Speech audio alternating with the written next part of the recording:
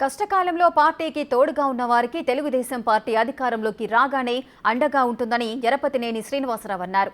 TDP కార్యకర్తలను YCP నాయకులు తీవ్ర ఇబ్బందులకు గురి చేశారన్నారు.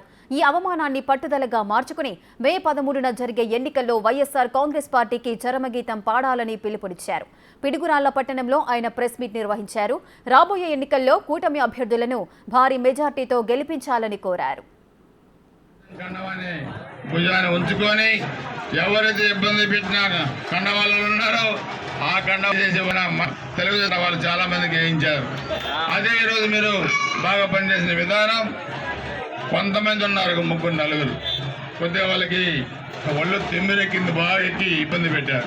అవి కూడా వచ్చిన తర్వాత మన అభివృద్ధి పనిచేసేదానికి మనం అందుకని నేను మీరు ఒకటే చెప్తున్నాను, అన్ని విధాలుగా ఈ ప్రాంతాన్ని అభివృద్ధి చేసే బాధ్యత మన వాళ్ళు కూడా తీసుకొని వాళ్ళని ఇబ్బంది పెట్టారు.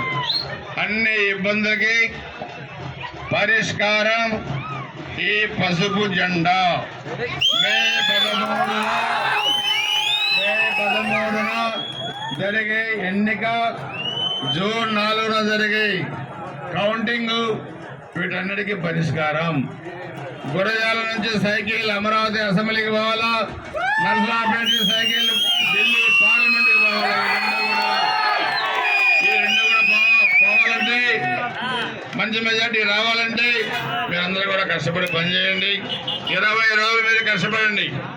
20 రోజులు మీరు కష్టపడితే మేమందరం కూడా 5 సంవత్సరాలు కష్టపడి ముఖ్యమంత్రి గారితో మాట్లాడి అత్యధిక నిధులు తీసుకొచ్చి ఈ ప్రాంతాన్ని అభివృద్ధి చేస్తాం, పిడుగురాళ్ల పట్టణాన్ని అభివృద్ధి చేస్తామని చెప్పి కూడా తెలియజేసుకుంటూ